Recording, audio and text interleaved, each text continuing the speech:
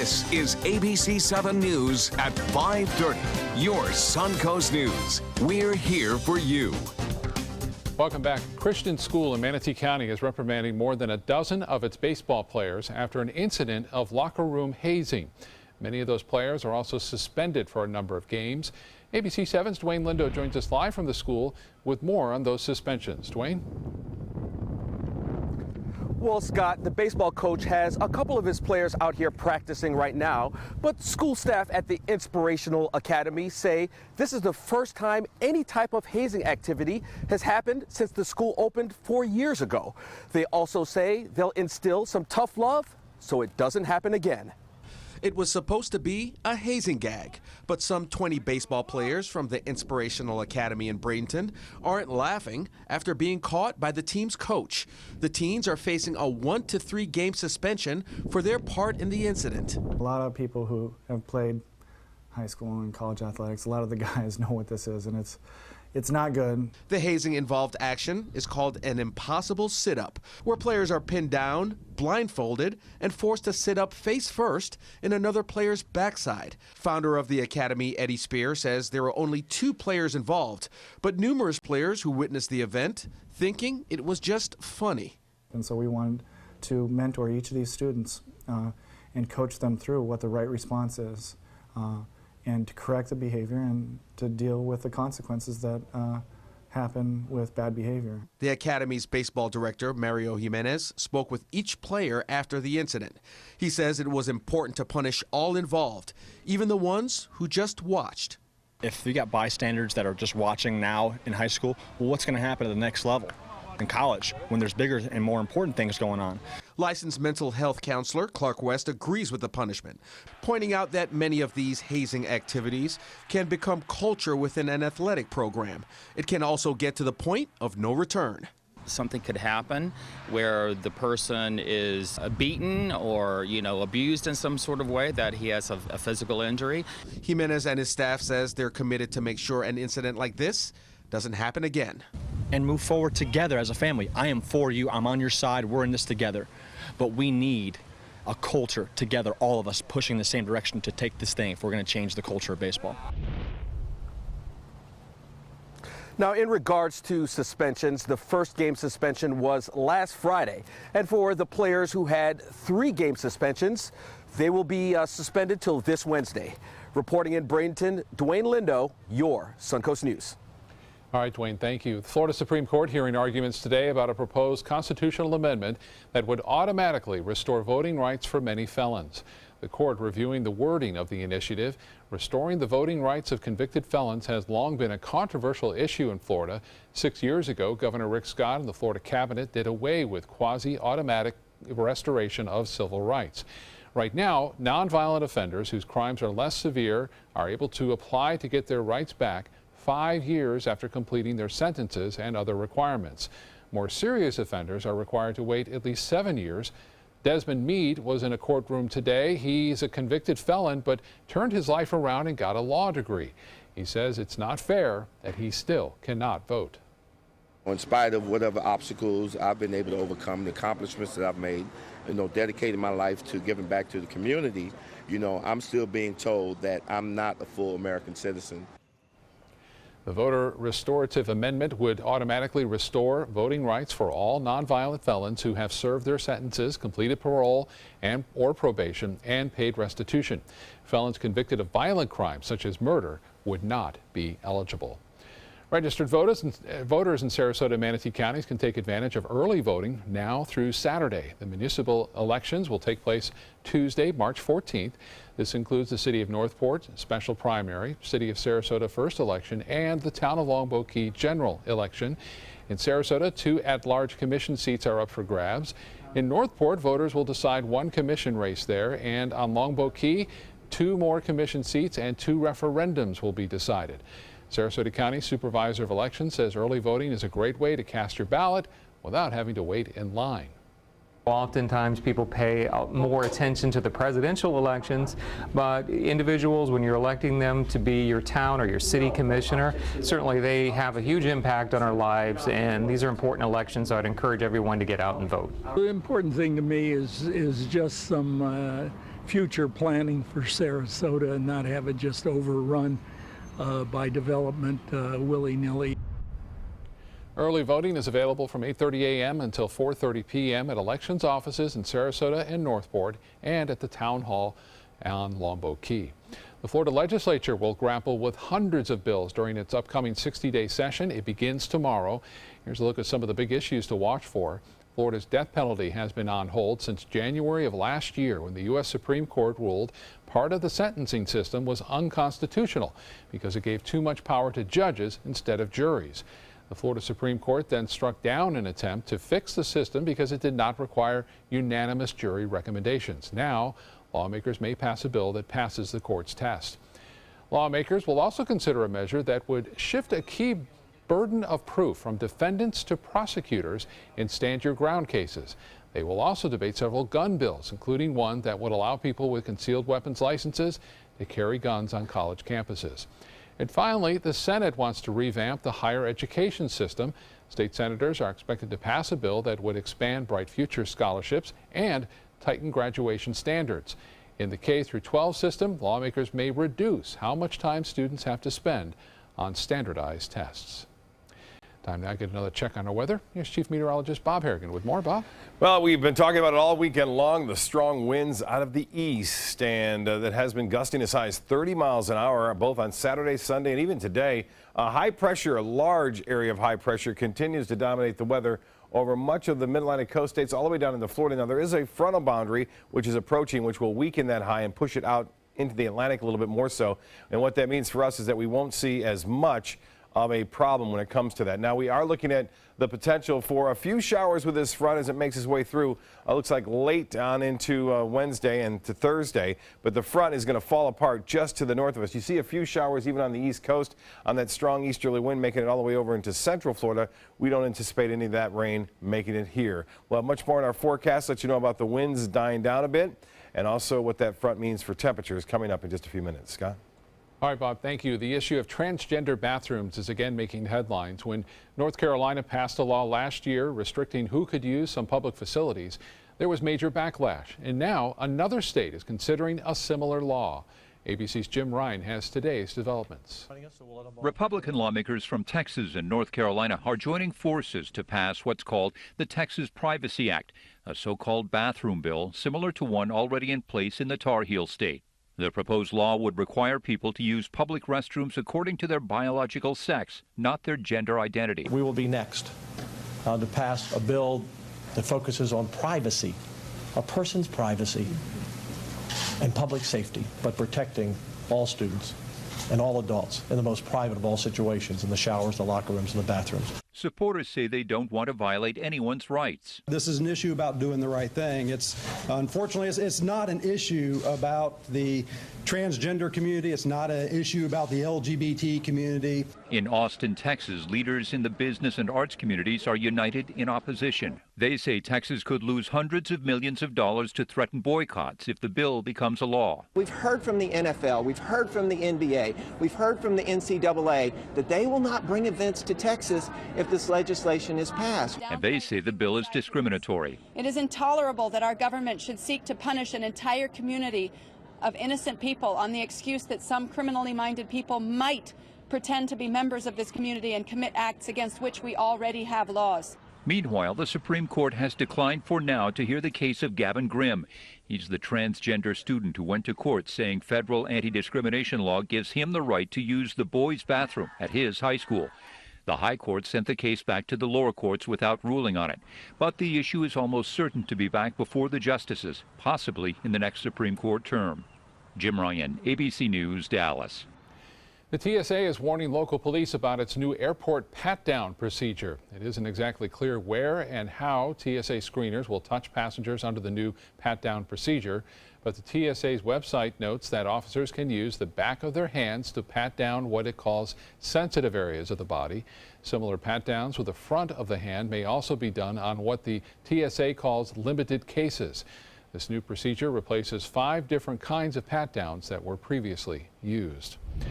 Tampa International Airport is soaring with news of a top ranking, TIA ranking #1 among North American airports with 15 to 25 million annual passengers.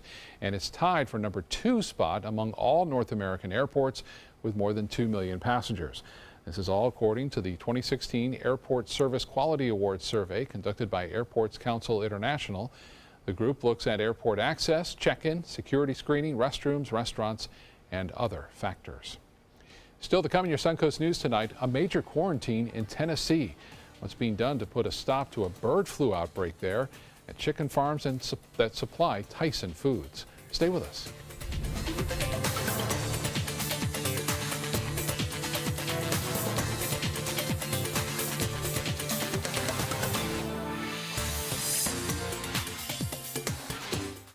There are many choices when it comes to AC companies. Our advice? Choose a company that performs employee background checks and is licensed with top manufacturers like Daikin.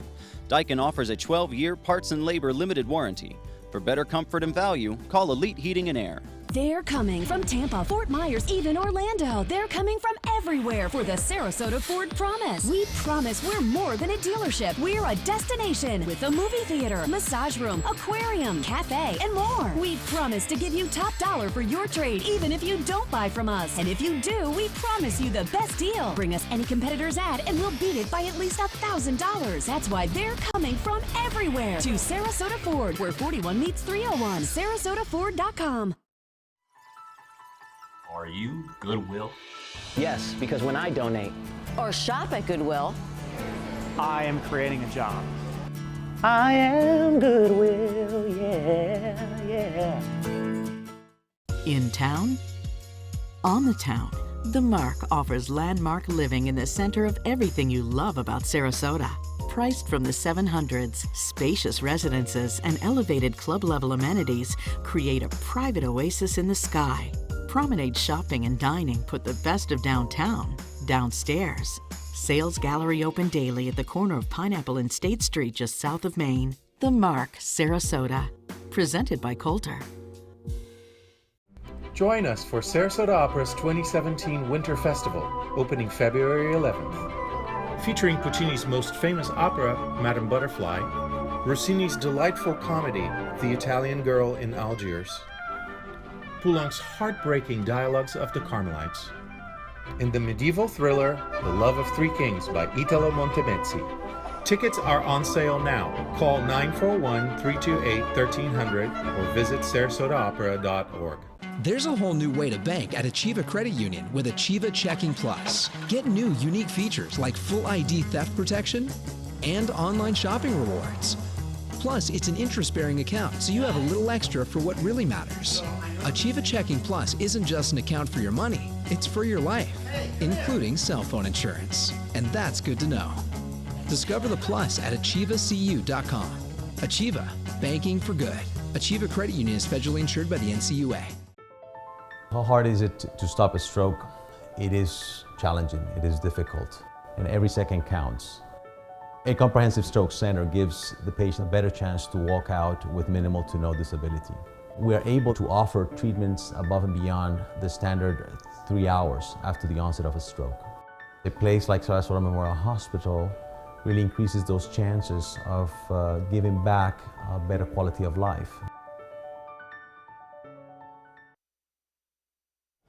Breast cancer will affect 1 in 8 American women in their lifetime. But today, some good news, and it comes from an unlikely source. With more, here's ABC News senior medical contributor, Dr. Timothy Johnson. Breast cancer is often treated with surgery, radiation, and chemotherapy. But now there may be an additional way to improve the prognosis, and it could be in the fridge, namely foods containing soy. A team of researchers writing in the journal Cancer looked at the diets of more than 6,000 women with breast cancer. The scientists paying special attention to those who ate isoflavone, a compound found in soy. Over 9 years, the women who ate the most isoflavone were 21% less likely to die than those who ate the least, a trend that held even when the researchers took into account other factors like women's age and socioeconomic background. However, the benefits may not apply to all types of breast cancer. Experts think soy's possible benefit may have something to do with estrogen, a hormone known to affect breast tissue and breast cancer. The hope is that it may give some women with breast cancer a nutritional way to extend their lives. With this Medical Minute, I'm Dr. Timothy Johnson. Now over to Bob for another look at our weather. Bob? Well, despite the wind, it was a beautiful weekend. Really, temperatures warming up quite nicely in the afternoon after a pretty cool start on both Saturday and Sunday. This was last night's sunset and some high clouds around, providing brilliant shot from Joanne Spiegel out in the Lido Beach area there by the Ritz, and Casey Key showing some nice beach conditions really today. We had that east wind, and that keeps all the harmful effects of red tide, which, by the way, is lessening somewhat along the west coast, offshore. So that is a good sign, too. Now, get a look at this. This is the wind speed gusts, and you can see the red indicating on the scale here a little stronger across most of the state. As we put it into motion, you'll see that we get replaced by less wind for us on Tuesday. That's a good sign. Small craft advisories finally have been relaxed across our waters, and looks like we'll see still a little bit on the breezy conditions tomorrow, but we're not going to see the gusts as high as 30 like we've seen over the past 3 days now, with sustained winds up to 20. So that is gone, at least temporarily, through Tuesday and Wednesday. We will have a front that comes down, but that front should not cause the seas and winds to pick up as much. As far as the forecast goes, you can see that upper level cloudiness streaming off to the east, and the low clouds again moving from the east to the west, and that's a result of this large dome of high pressure located off the east coast of the United States. Well, it's 76 now in Sarasota, the same in Venice now, Braden at 75 degrees with partly cloudy skies. And as far as the high goes today, well, it did warm into 81 degrees. 57 was the morning low, pretty close to the average. 37 the record set back in 1960, and 88 the record 1944.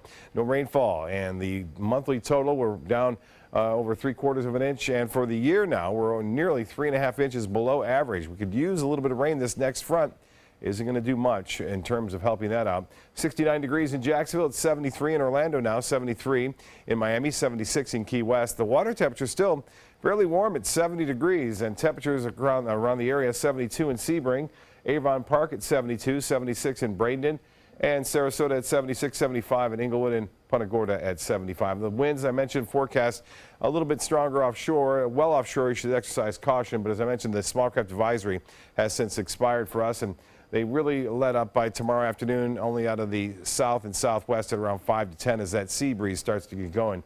Well, a few showers along the east coast. Here comes the front, but it falls apart. A few showers off in the Atlantic, and for us, a few inland showers are possible on Wednesday and into Thursday, but not much. Any shower activity we get will develop in inland areas and push off toward the east coast.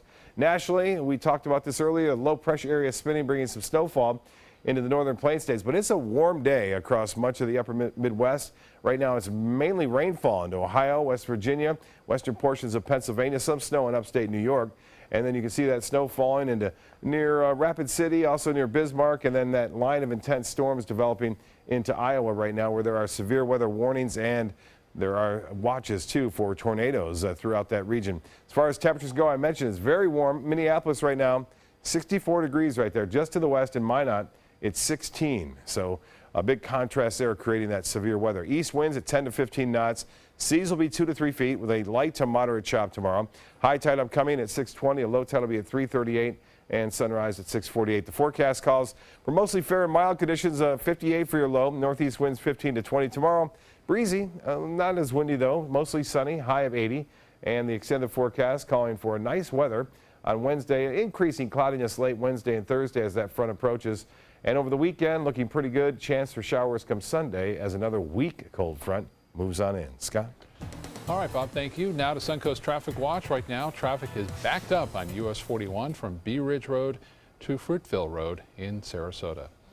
The breeder that supplies Tyson Foods is trying to get a handle on a big bird flu outbreak in Tennessee. Tens of thousands of chickens have been destroyed at a chicken farm due to the outbreak, and 30 other farms within a 6-mile radius are being quarantined.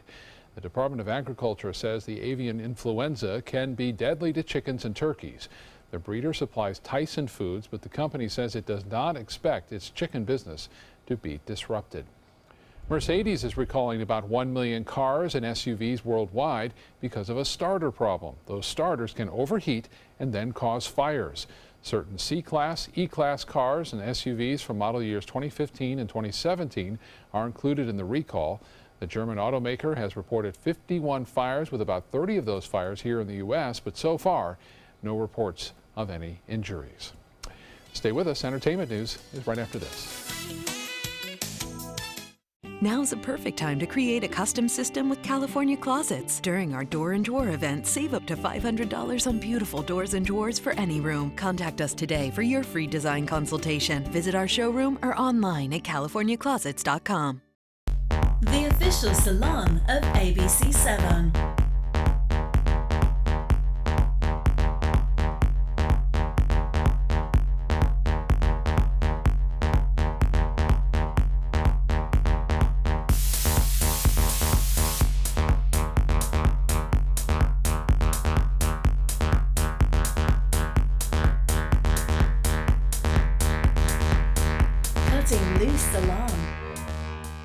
During the past 10 years, Tidewell Hospice volunteers have provided more than 1 million hours of service.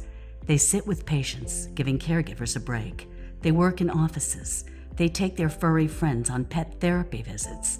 They even clown around. Every task performed by a volunteer makes a difference in the lives of our patients and their families. Join Tidewell's volunteer team. They're truly 1 in a million. Tidewell Hospice. It's more than you think. We are going to build a great society where no man or woman are the victim of fear or poverty or hatred, where every man and woman has a chance for fulfillment and prosperity and hope.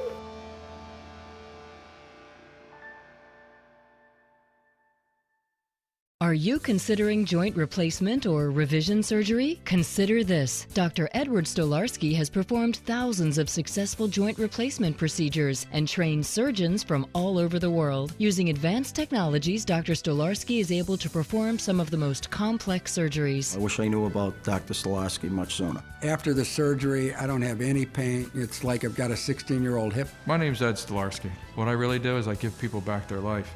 Schedule a consultation today. There are many choices when it comes to AC companies. Our advice? Choose a company that performs employee background checks and is licensed with top manufacturers like Daikin. Daikin offers a 12-year parts and labor limited warranty. For better comfort and value, call Elite Heating and Air. Come into a California Closet showroom to experience our quality materials and construction and collaborate with our designers to create the perfect custom solution for any room. Go to californiaclosets.com to request a free design consultation and locate the showroom nearest to you. Actress Emma Watson is responding to criticism surrounding revealing of photos of her that appeared in Vanity Fair magazine. The photos were taken by a fashion photographer and show her partially exposed breasts. Critics blasted the 26-year-old on social media, saying the photos contradict her views on feminism. But the Harry Potter star insists that feminism is about liberation, choice, and freedom. She defended the photos and called them interesting and beautiful. Well, it's official. Adele is now a married woman. The singer announcing she and her longtime partner, Simon Konecki, are married weeks after hinting at a wedding.